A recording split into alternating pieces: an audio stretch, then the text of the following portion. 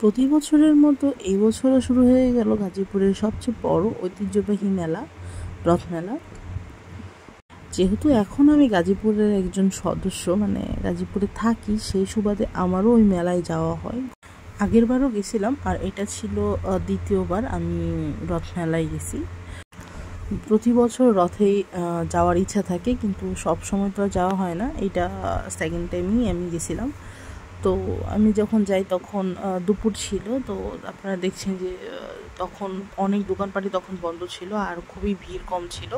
ভিড়ের জন্যই আমি বিকালবেলা যাই না। আগের বছর ভিড়ে গিয়ে আমার অবস্থা একদম খারাপ হয়ে গেছিলো, কিন্তু এই বছর সেজন্যই দুপুর দিকে এলাম যে আমি জাস্ট ঘুরে দেখে আসবো, আর যদি কিছু কেনাকাটা হয় আমি পরে গিয়ে কিনে নিয়ে আসবো, যেহেতু ওই মেলাটা জুলাইয়ের 6 তারিখ পর্যন্ত থাকবে।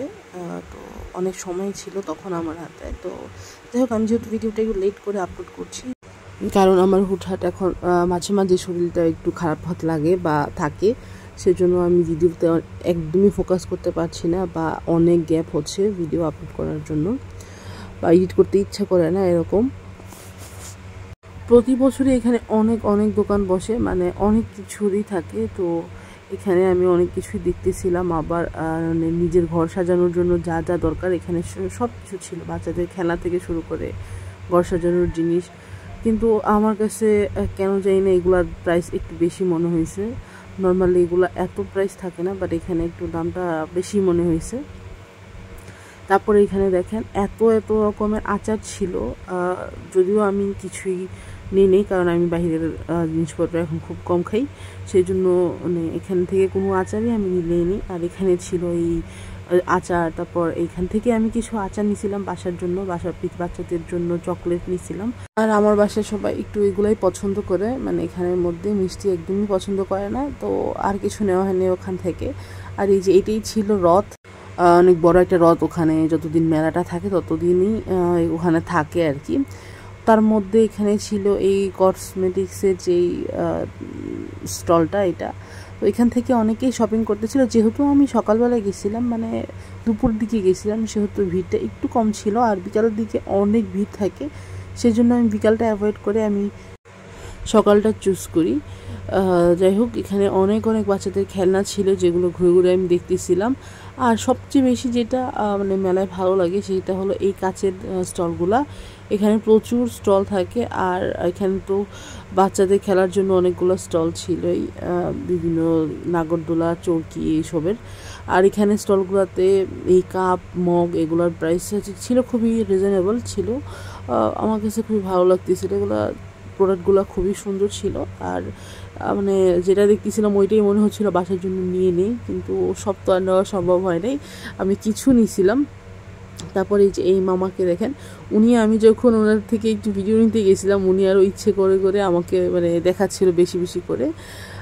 তারপরে এখানে ভাজাভুজির তো স্টল অবশ্যই থাকবে যেহেতু মেলা। তারপর ছিল এই ফায়ার পানের যে এই স্টলটা, এটা এখানে পিচ্চি পোলা পান মানে পান খাইতে আসছিল, ওদেরকে দেখে আমার আমি নিজে এগুলার খাওয়ার সাহস করি না কখনোই। তারপর ছিল এই স্টলটা, এই স্টলের যেই পাখাগুলো ছিল এগুলো আমার কাছে খুবই ভালো লাগছে। তারপর ছিল এই যে দেখেন একটা খুবই ইন্টারেস্টিং, এটা শুধুমাত্র এই মেলার মধ্যে গেলেই আমি দেখতে পাই এই স্টলটা। আর এখানে মানে অল্প দামের বাসি থেকে অনেক দামি বাসিও ছিল, যেটা আঙ্কেল আমাকে বলল।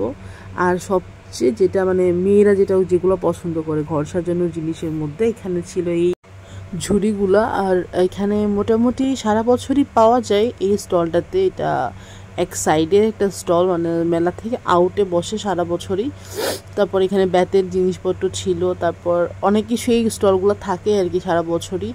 তারপর আমরা আরও ঘুরে ঘুরে দেখতেছিলাম যে কী নেওয়া যায়। এখানে ছিল কানের দুলগুলো, আপনি যেটাই নেবেন সেটাই 150 টাকা করে ছিল, যদিও আমি কিছুই আমি কিছুই নেই সেদিন, সেই জন্য মানে অল্প কিছু শপিং করে আমি বাসায় চলে আসছি। আর গরমও ছিল, আমি বেশি ঘোরাঘুরি করিনি ওখানে। তারপর এখানে ছিল যে মূর্তি, ব্যাংক, মাটির জিনিসপত্র পাওয়া যাচ্ছিল আর কি সুন্দর সুন্দর।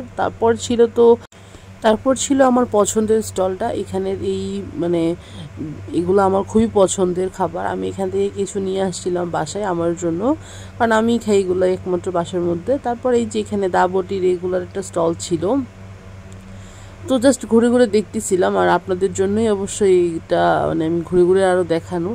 আর এই সাইডটা পুরাটাই ছিল বাচ্চাদের খেলার জন্য, নাগরদোলা থেকে শুরু করে চৌকি সব কিছুই ছিল এখানে।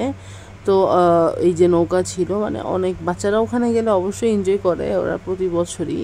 আর এই বছর যেহেতু আমি কোনো বাচ্চা নিয়ে যাই না, মানে সাবিত ওদেরকে নিয়ে যাই না, সেই জন্য আমি মানে ওরা ঘুরতেও পারে নাই। তো তারপর ছিল এই মিষ্টিগুলোর এক একটার ওজন ছিল মানে 2 কেজি থেকে আপনি 4 কেজি 5 কেজি পর্যন্ত এক একটার ওজন পাবেন। তো এই যে মিষ্টির দোকান ছিল, আর বাস আমি এখান পর্যন্ত ঘোরাঘুরি করে বাসায় চলে আসছি। আজকের মতো এখানেই বিদায় নিচ্ছি। আল্লাহ হাফেজ। ভিডিওটা কেমন লাগলো অবশ্যই কমেন্টস করে জানাবেন।